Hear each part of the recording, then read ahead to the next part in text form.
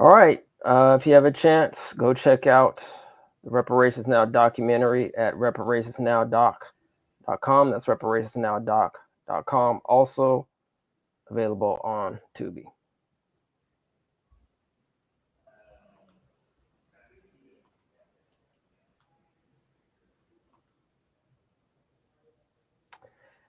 Get your latest gear at etnmediagroupstore.com. That's etnmediagroupstore.com. Reparations Now, Policy Over Party, Cut the Check, and a lot more. So go to etnmediagroupstore.com. That's etnmediagroupstore.com. And as always, for all your Amazon shopping needs, use the ETM Amazon affiliate link. Prior to doing your shopping, just click on the link. You should see it in the description for this video. Click on that link first, then fill your shopping cart up and purchase to get a little kickback for ETM Media. Also, if you haven't seen it, our Boots on the Ground, our latest Boots on the Ground segment is me, Kim, seeking justice. It just shows the process of a pro se filing. So go ahead and take a look at that and look for additional updates because we are moving forward in that process. So check it out.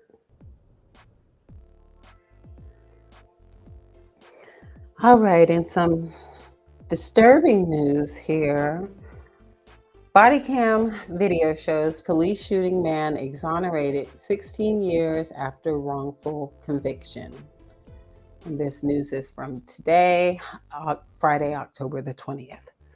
Body camera footage has shown the moments leading up to the fatal police shooting of a man who was previously released from prison after serving 16 years for a wrongful conviction.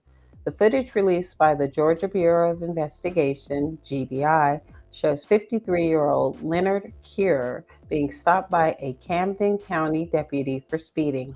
Before being tased, struck with a baton, and then shot, Keir had only been released from prison in 2020 after his case was taken up by the Innocence Project of Florida, a nonprofit legal organization that helps exonerate people who have been wrongly convicted. And I think we have a snippet of the body cam footage if you wanted to play that. And just for those viewing the footage, just warning, there is some disturbing content. So if you have children or those who are sensitive to disturbing images, this is a warning. Georgia, step back here now or you're getting tased. I'm going. Watch me now. Put your hands on the back of that truck. Do you see that? Put your hands on the back of that truck. The back of the truck. Both hands. Turn around. 34, Kevin, send me another unit. One non-compliant.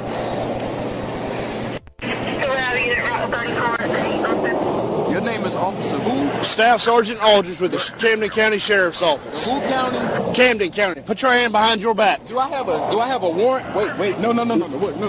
Excuse me. Either put your hands behind your back or you're getting tased. I'm telling you that right now. Why am I getting tased? Because you are under arrest for speeding and reckless driving. I'm not driving. Nobody was hurt. How was I speeding? You passed me doing 100 miles an hour. Okay, so that's a speeding ticket, right? Sir, tickets in the state of Georgia are criminal offenses. I don't have a ticket in Georgia. You do now? Why? You passed me doing 100 miles an hour. And what? Am I going Hands to jail? behind your back. Yes, you are going to jail. Hands. Oh, so yeah, we cut the video short there, but it is out there on in the interwebs. I found that clip on Twitter, formerly known as X, if you want to see the full graphic video. As we know from the article, Mr. Keir did not make it through the ordeal. So rest in peace, Mr. Keir. Yeah, rest in peace. That's really unfortunate. I mean, all the officer, sheriff, or whatever the dude was, all he had to do was give the man a ticket and let him be on the way. Right. It was on his way. a speeding infraction. So give him a ticket and send him on his way. So stay safe out there, family. And may it rest in peace. Harvard president responds to backlash over Israel war. Response by university affiliated groups. Harvard University and dozens of its student groups are being widely denounced for a controversial letter that blames Israelis for the Hamas-led violence in Israel, and the university's new president is now weighing in. The letter from the Harvard College Palestine Solidarity Committee, signed by dozens of student groups at Harvard, blames Saturday's attacks on the Israeli people, calling them the apartheid regime, forcing Palestinians to live in an open-air prison in Gaza. Today's events did not occur in a vacuum. For the last 2 decades, millions of Palestinians in Gaza have been forced to live in an open-air prison, the statement continued, noting that Israeli violence has structured every aspect of Palestinian existence for 75 years through the systemic seizure of land, airstrikes, and more, and referred to the current political situation as apartheid. The statement also called on Harvard's community to stop the annihilation of Palestinians.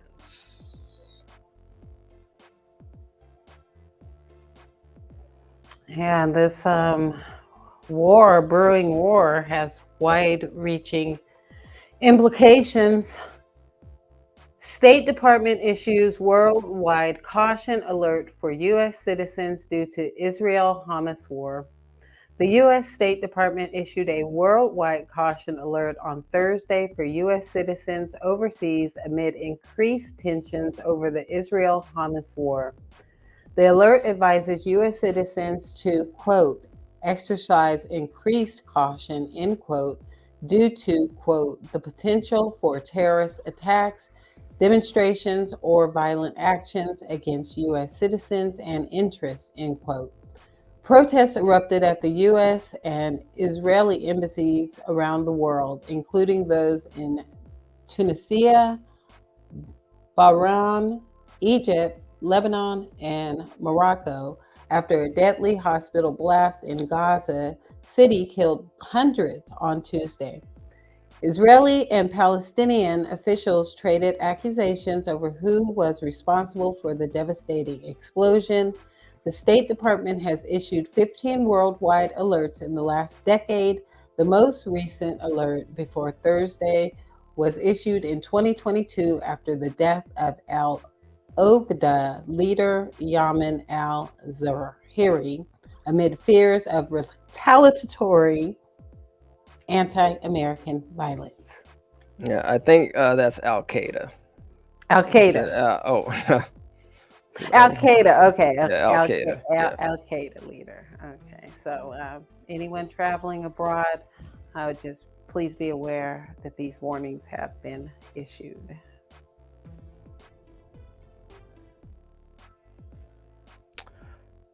Oklahoma Representative Kevin Hern says he's going to run for speaker. With Jordan out of the speaker's race, Representative Kevin Hern, Republican of Oklahoma, told NBC News after the closed-door House GOP conference that he plans to run for speaker. I'm in, quote, unquote, he said when asked if he will launch a bid. And then also looks like there's another representative, Melanie Stansbury, who had something to say about the current situation that's going on right now in the House, or lack thereof, House Speaker. Day 17 without a Speaker of the House. Jim Jordan, quote, still, those quotes. Oh, Jim Jordan, those aren't quotes. Jim Jordan doesn't have the votes and is wasting public resources on a vanity vote while we have major crisis going on. House Democrats remain united in supporting Hakeem Jeffries in a bipartisan path forward. So it looks like we have a video, and we'll play it. Hey everyone, it is October 20th, which means that it is day 17 without a Speaker of the House, and I'm just getting here to the Capitol on a Friday morning to take our third round of votes this week for Speaker of the House. Now, I think it's important for people to understand that what is going on right here is unprecedented in history. Right now, Jim Jordan is calling a third round of votes for his speakership, which he knows that he cannot win because members of his own party will not vote for him because he's such an extremist. He's a MAGA Republican.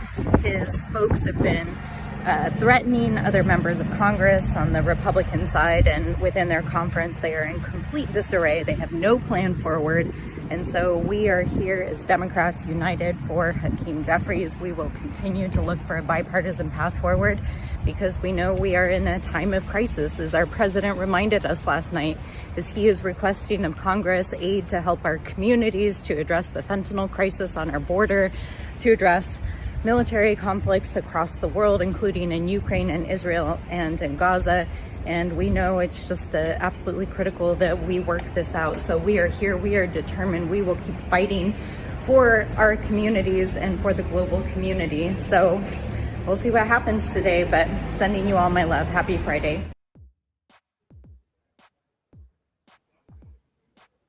So you did some reporting on the possibility of a government shutdown, and I believe in that reporting you said that this situation needs to be sorted out before the November extension date in order to get the budget. That sound right? Yep. All right. Well, hopefully they can get it together.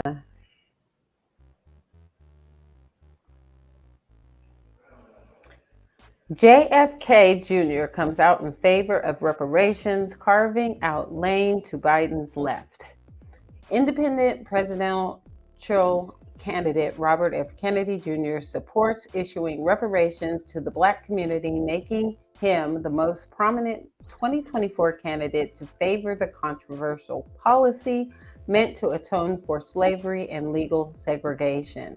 President Biden has largely been silent on the issue, leading to frustration among the far left. Kennedy, who ditched his Democratic Party challenge to Biden earlier this month, has spoken out in favor of issuing federal dollars to rebuild Black infrastructure, like banks and businesses, and as well as, quote, direct redress payments or tax credits, end quote, rather than no strings attached cash giveaways. Quote, during Jim Crow, Black banks, businesses, hospitals, schools, and farms were targeted for destruction. Racists knew that without these, the Black community had no chance of building wealth. We must set federal dollars aside to rebuild Black infrastructure. Communities that were specifically targeted for destruction need to be specifically targeted for repair, he states it on his campaign website. And there is a link to the campaign website there if you wanted to go look at some of his, issues and policies that he supports in the upcoming election. I noticed, he talks a lot about infrastructure. There was the line about direct redress payments or tax credits, but then he follows that to say, rather than a no strings cash giveaway. Now, reparations is not a no strings cash giveaway anyways. It's a debt that's owed. So we'll have to, keep an eye on what RFK Jr., considers a comprehensive reparations package. All right. Here in Northern California, there was a magnitude 4.2 earthquake that shook up the Bay Area. A magnitude 4.2 earthquake rattled residents in Northern California on Wednesday, prompting a shake alert across the region. The quake hit near the small community of Ileton in Sacramento County around 9:30 a.m. Wednesday morning, according to the U.S. Geological Survey. There were no immediate reports of injuries or damage. Ileton City Manager Chuck Bergson told KCRA-TV He felt some rumbling at City Hall during the quake and that some levees along the Delta appeared sound. So, did you get an alert, I did. an emergency alert? Okay. Yeah, I got an alert, and we're not too far from Isleton, actually, along the Delta there. I didn't feel anything. I actually didn't feel anything either. I'm glad everybody is okay. And I did get an alert too. So Yeah, so I guess the alert system that they it's rolled working. out on the 4th is working. All right, in other reparations news, speaking of presidential candidates, Cornel West has updated his website to include some racial justice issues that he supports, racial justice reparations to address the unpaid debt to Black U.S. residents, directive to complete the reparations process, and findings within 2 years so checks can be cut and sent to eligible recipients. Again, he has quite a few bullet points on his website. If you wanted to take a closer look at that, the website URL is at the bottom of this slide here. If you want to take a screenshot, take a closer look at some of his reparations that he supports. So yeah, at least the presidential candidates are being vocal about reparations, but they'll definitely need some help from the grassroots, so we can let them know what it needs to look like. Yeah, I mean, at least on the independent side, the Republicans have, in the debates, have kept quiet about it. So yeah, there you go. The U.S. can afford to give money to both Israel and Ukraine since its economy is doing extremely well, Janet Yellen says. The Treasury Secretary Janet Yellen said the U.S. can afford to support both Israel and Ukraine. Last month, Congress let aid to Ukraine lapse over opposition from some GOP representatives. Biden is pushing for Congress to pass legislation getting aid to both countries in an emergency package. The nation's top Treasury official said the U.S. does not have to pick and choose between aiding Israel and Ukraine in their ongoing military conflicts. It's been just over a week since Israel officially declared war on the Palestinian military group Hamas after the group attacked several towns in southern Israel. Since the war began, President Joe Biden and U.S. lawmakers on both sides of the aisle offered support for Israel, while at the same time pushing for the country to preserve innocent Palestinian lives in Gaza. We have a video, I believe, of Janet Yellen. So here we go. Can America, can the West afford another war at this time?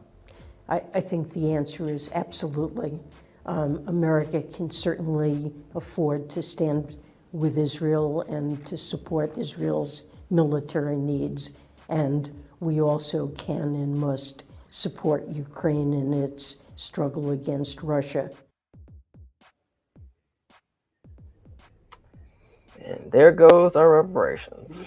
So there you go. No, I mean, I see it differently. If we can afford 2 wars, we can certainly can afford to pay this unpaid debt for America's greatest sin. So I think that is a talking point that works in our favor. There you go. Right. World's first off-road solar-powered car completes successful test drive across Morocco. That's kind of a cute little thing, huh? We're in the middle of an electric vehicle boom, with many choosing the cars to save money on gas and reduce carbon emissions, but in rural and off-road areas without charging infrastructure, they're more or less useless. The Stella Terra aims to change that. Promoted as the world's first off-road solar-powered car, The stylish SUV has solar panels atop its roof to charge the electric battery. Following a test drive across Morocco this month, students at the Eindhoven University of Technology in the Netherlands found that it operated even more efficiently than they initially calculated, with an average range of nearly 350 miles. Theme Bozeman, an events manager for the team of 22 students, told CNN the vehicle was tested, quote, on every type of surface that a car like this could encounter, end quote, during the 621-mile trial, noting that, quote, Morocco has a huge variety of landscapes and different surfaces in quite a short distance, end quote. He explained that Stella Terra could become an environmentally friendly asset for regions, quote, where roads are less developed and energy grids are not as reliable, end quote, especially when it comes to assisting with emergency aid. So There you that go. sounds like will be a handy vehicle to have. And like I said, it's totally cute.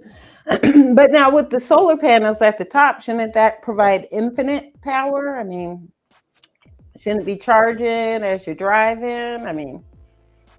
I mean, that's a great question. That's what I would think. But I mean, maybe there's some, you know, challenges that are still happening with solar power and probably the battery in itself. I don't know. I'm just guessing. Yeah, Trying to well, develop the technology, but that's a great question.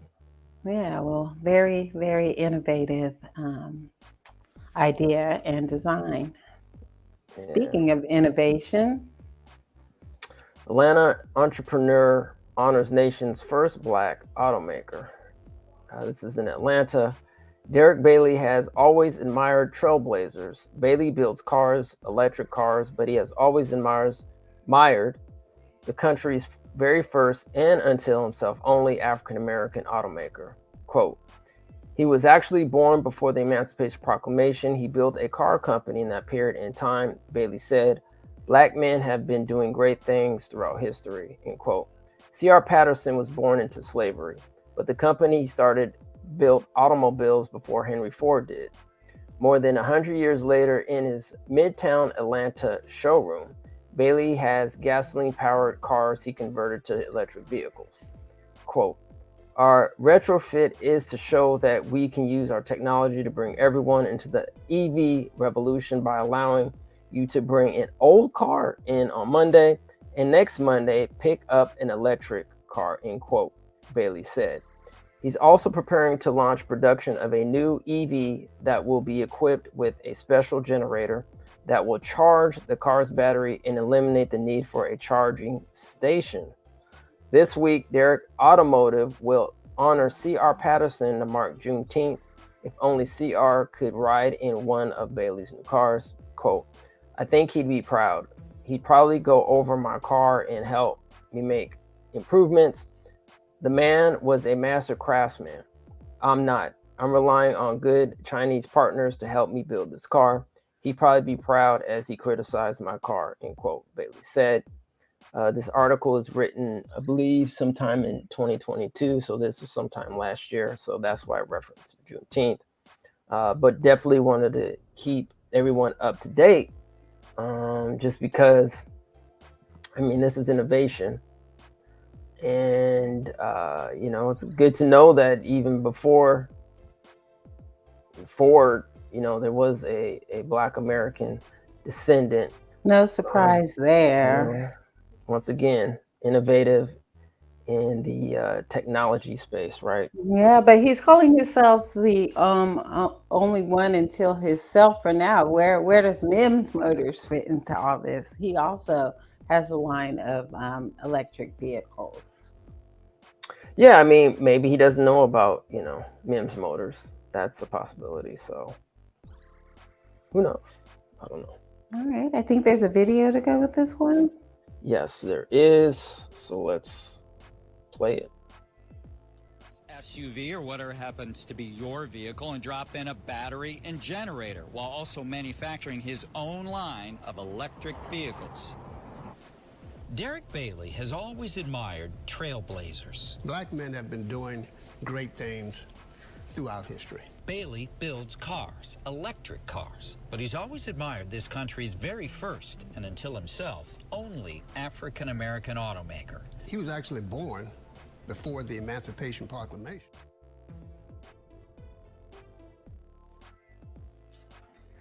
All right. Yeah, there's innovation overload. I mean, it's the wave of the future. We're being herded into this electric vehicle landscape. So, the more options that are out there on the market, definitely the better. And hopefully we'll be able to keep price points reasonable. I mean, especially if there's no need for a charging station.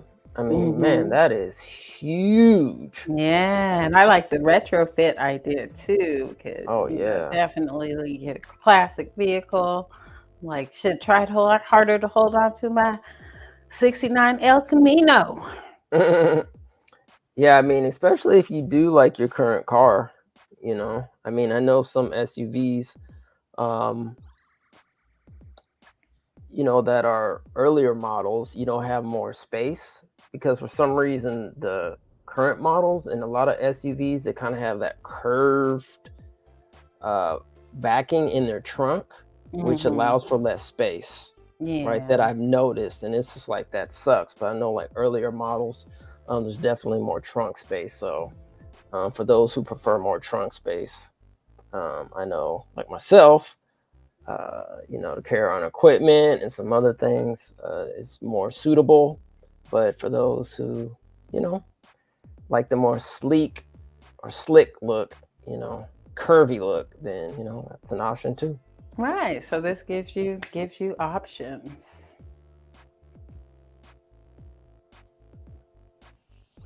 All right. In other news, the Treasury Department to host annual Freedmen's Bank Forum to address racial inequality.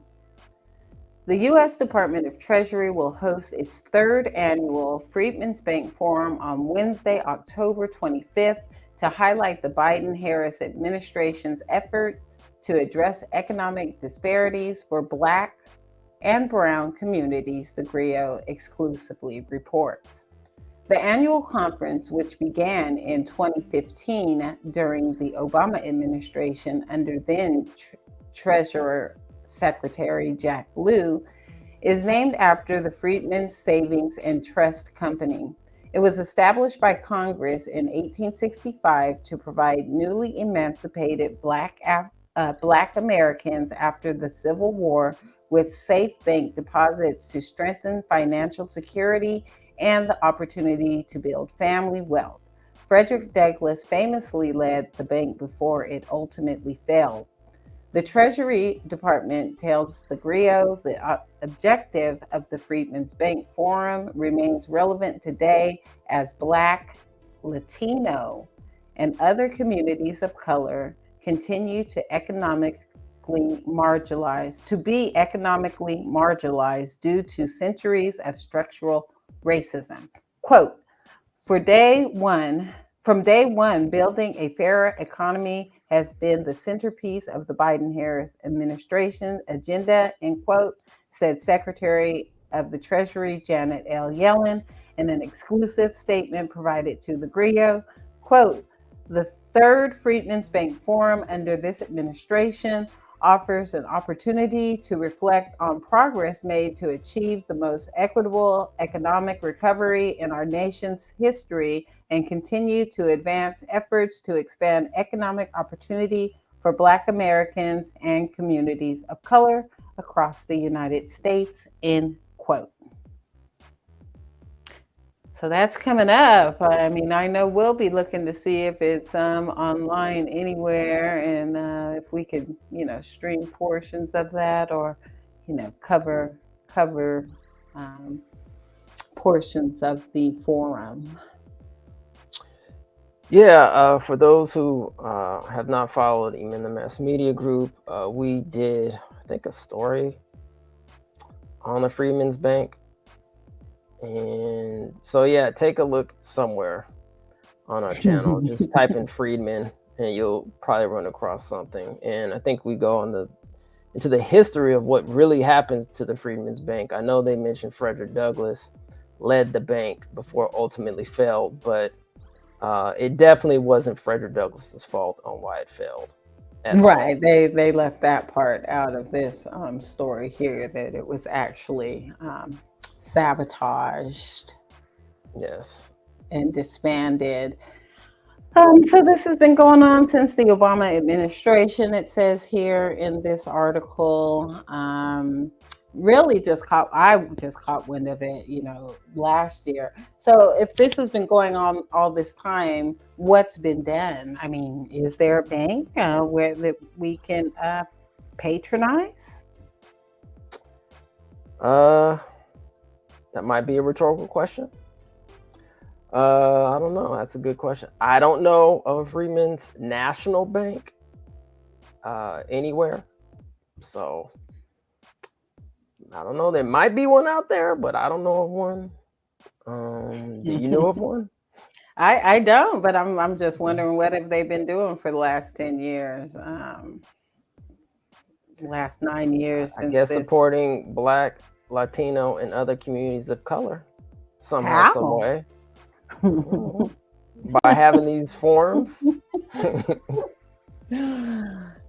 Well, support has not trickled down to me, but I will just, mention that I see that the old switcheroony in this article here. They talk about how the Freedmen's Bank was originally for newly emancipated Black Americans after the Civil War.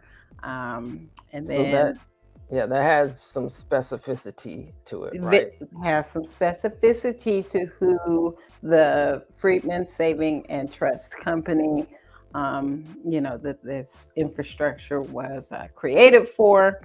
But then they go on to say that the Freedmen's Bank form remains relevant today as Black, Latino, and other communities of color continue.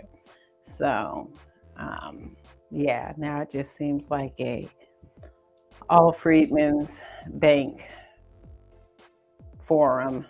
A free-for-all, huh? Free-for-all. Yes, that's a good word. Thank you. I think that's all we got for the news, right? Yeah, that's it. That's all.